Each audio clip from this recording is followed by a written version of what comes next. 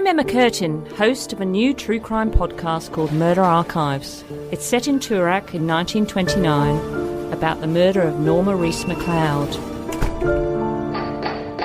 Search for Murder Archives where you're listening right now.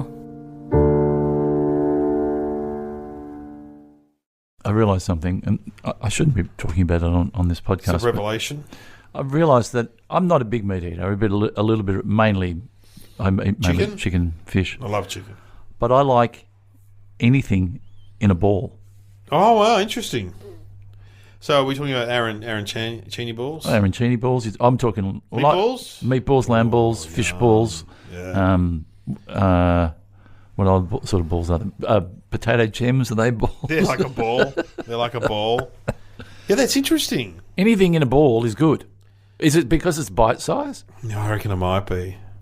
I mean, I love anything in a wrap. So anything in a pita bread. Anything it's all go. It's all good.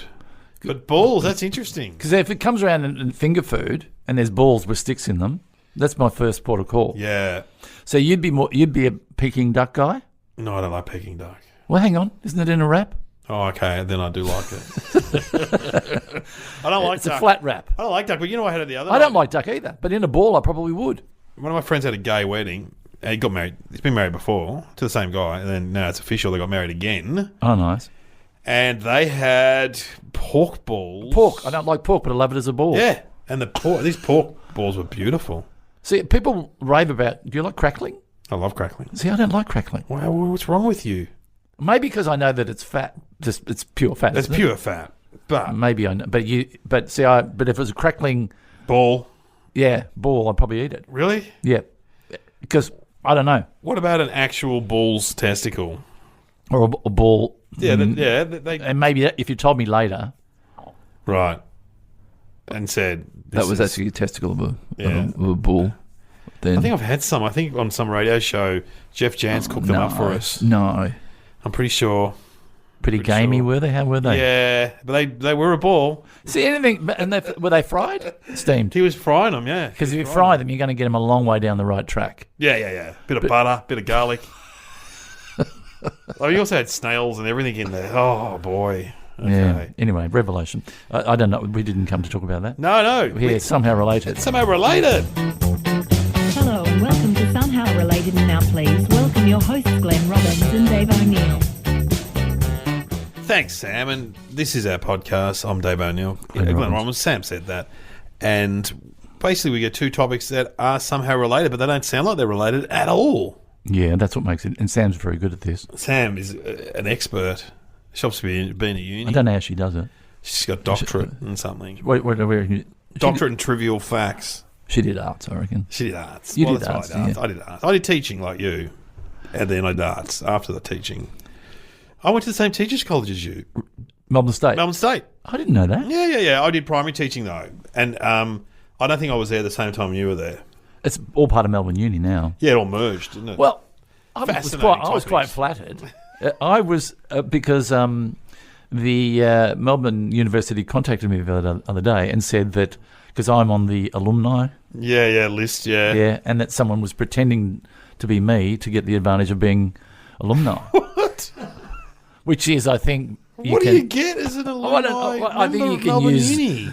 certain areas. You can go to the library. Probably get certain... sit on the lawn.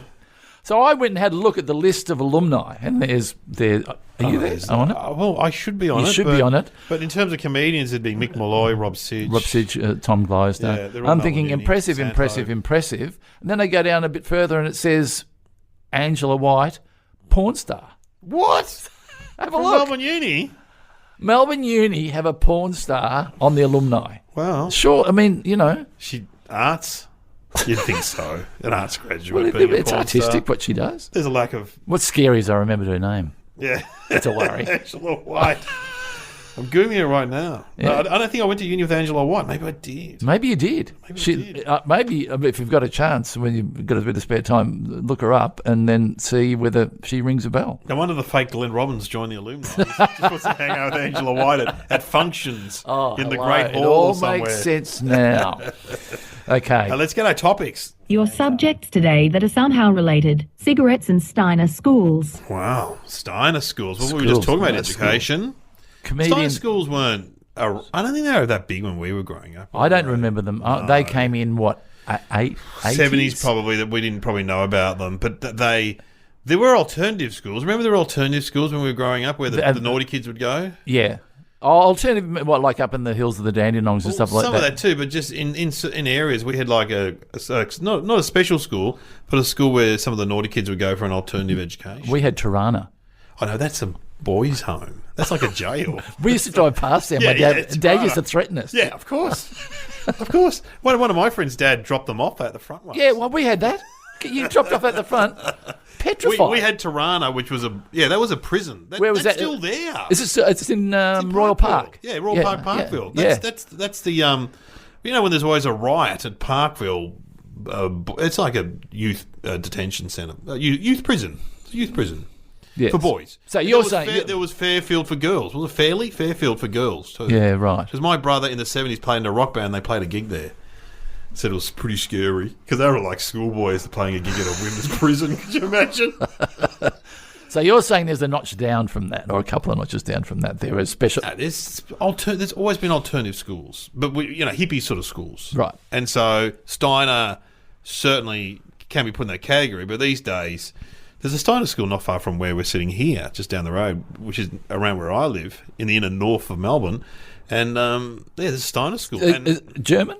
1920s. Yeah, it's German. Rudolf Steiner. Rudolf Steiner was a German educator and philosopher, and he came up with his ideas. Erring on the side of artistic... Yeah, play-based learning, sort of. And then, and I only know this because I've got friends that send their kids there, but a lot of, in mainstream schools these days, there are Steiner ideas, like multi-age learning. It's crossed over. So, like, at my kids' school, which is a state school, they have Prep 1 and 2 in together. Right. They have 3 and 4 in together. Right. And see, that's a Steiner. Steiner was one of the first people to do that. He said, let's just not have separate classes for grade 1, grade 2. He put them all together, sort of thing. And then... Like a country school in a way, isn't it? But he's got some pretty whacked out ideas. Whacked out? Yeah, like they don't believe, what is it? They don't like the colour blue or black. You can't have blue or black pens. Really? Yeah. And they don't. You should learn to read when you want to read, and you get all your teeth. There's something to do with teeth and reading. Wow. Well, maybe these are myths, but it's pretty. They have some pretty extreme views, Steiner. So, what sort of teacher were you? Primary. I never taught that. Okay, here's a question: comedians who are teachers. Yeah, quite a few. You, who? Me, you, Mark Mitchell, Brian Nankervis, Paul Collegia. Wow, Denise Scott. Wow. Damon Callanan. Oh, off they go. Tahir. Oh. There's a lot, because you know what my theory about that is? Love an audience. Love an audience, but also if you're from because there's a lot of lawyers that are comedians too. Yeah. But they tend to be from wealthier backgrounds. Yes. Right. So if you're like a Charlie Pickering or a Michaela, you became a lawyer, or the DGen guys, they were lawyers, right? Whereas we couldn't get into law because of, for whatever reasons. And if you were slightly... Because I couldn't get in because I was an idiot. Yeah. I was no good at math. No, but if you were slightly creative and you were working class, yes, that's where your parents said... My parents said to me, you should be a teacher. Because I reckon that's where we were pushed into teaching. Because we were slightly creative. I said to my dad I wanted to go into acting. Yeah, and he said be a teacher. Oh, no, well, yeah, he got very angry, apparently. And I don't think... No son of mine's going to be an actor. And so I went into drama school with not... Teaching. Teaching. At Teachers College, yeah. Yeah, so I didn't do a drama course. I did drama teaching, yeah. Yeah, well, that's the same with Denise Scott. We're all the same because our parents just went... What? And also, we didn't know about... I didn't know there were any acting or... There was no acting or... There was Vic College of the Arts and there was NIDA. Yeah. And NIDA was just... Very hard to get into. Hard to get into. And Vic College of the Arts wasn't too bad, but there was... We had Melbourne doing drama and Rusden. Yeah. And you went there and got dressed up in your... And we did drama at Melbourne State College, and there was a bank there, and it got robbed one day, and no one reacted because they just thought it was a drama exercise. It's true. Drama God, students. people ran in with hoodies on. They're going, "Oh, bloody drama students!" Just up to the old chick, and they had guns, fake guns, and everything. Nothing, and they go, "Oh, hang on, they really did get robbed." Well, I think that's why teachers are comedians. So it's Steiner schools and cigarettes. Well, I don't. You've never been a smoker. I'm not a smoker. Are you a smoker? Or? Well, I nearly became a smoker. Tobacco. Kids. Oh, right. Dudes. Yeah. No, I don't smoke marijuana much. I can't remember the last time I had a joint. Well, I used to work before I went into drama. I used to work at an insurance company. There you go. There's a bit of something interesting. Something we didn't know about. And Robbins. that was, when would that have been? Gee, that would have been 1981 or something. And I watched the people who smoked. Oh, they got a break. Yeah. I'm going, hang on. So I remember thinking, and when we used to go away surfing, one of my mates used to smoke drum. Yeah, rollies. Mate, rollies. And I learned how to roll. And oh wow! And you were smoking? Well, yeah. Wow. Yeah. But I was just about to take it up because I knew I could go and stand it. Would we have stood outside the building? Yeah, of course. Yeah, out the front. And then I got into drama school. So drama school saved me from a fate of lung cancer. Yeah, correct. Well, that's interesting because someone was saying to me the other day, I wonder if people now get breaks to go on their phones. Yeah. Because you know how people just... when I worked in office, I used to complain about it all the time. Why do they get breaks? I don't smoke. Yeah. Can I go out and then have a can of Coke out the front? I was just in Bali actually, and you can smoke because now you can't smoke even out in a restaurant. No, that's at the table. You got to remove. Yeah, you got to go 10 meters away or something. Where over there they can smoke. They can't smoke inside, but they can smoke, and you really notice it. Oh, in Europe, they smoke. Oh, in France, yeah, they're smoking everywhere. In Italy, fagging on railway stations, wherever. Yeah, it's changing though slowly. So cigarettes, maybe. Yeah, I don't know. Steiner had some pretty whacked out ideas. Well, I tell you, my auntie did something with my two cousins. She said, if you want to smoke, you can, but you have to smoke when you're at home all the time. What? Now, this was their plan, is that if they smoked all the time, they would... Remember you go to those houses where the mum would just smoke inside? Remember that? You go in and they'd be puffing on inside. You're like, wow, what's going on here? Look at the walls would be all a bit sort of brown and the curtains every... Anyway, her plan was that they would get sick from smoking too much and then not smoke anymore. Yeah. And to this day, both of those guys still smoke. Yeah. So it didn't work. 2 packs a day. Yep. Oh, so smoking. Yeah. So how expensive are cigarettes though? Well, is there a black market now? There must be. There'd have to be. Bringing in from China or something because it's like $30 or $25 a pack. Put them on lay-by. Anthony Morgan, the great comedian, used to have a routine about how he was... They're trying to stop people smoking, obviously, and that's half the reasons they make them so expensive. He said eventually he's going to be the only smoker left, and the pack is going to be $1 million to buy a packet of cigarettes. That does hurt, though, when you... And you go to the supermarket now, and it's a special cupboard, no advertising. Well, Brad Oakes, the great comedian, has just given up smoking, and he said it saves him $200 a week. Wow. Yeah. So imagine if you're low socioeconomic and you're a smoker. That's a big chunk of your budget. Anyway. Yeah, I'll have some Winnie Blues, thanks. Okay. So Steiner School, smoking. I'm moving towards something that I think I'm getting a little vibe here. I've got an idea. Do we reveal what we're... Let's have some thinking. Well, no, go and float it for me, or should we have the I'm gonna say it's something along the lines of... Because I remember in year 12, I think we had a smoking room. Oh, yes, we did too. It was only in year 12. It's like when you go to an airport now, they have smoking rooms. Oh, do they? Yeah, in Changi Airport, there's a smoking room. But also, why don't we get a room at Changi Airport? Crown Casino, there's a smoking room. Is there? Yeah, because I went to the Logies once. I've been to the Logies once. I know you're a regular visitor there. No.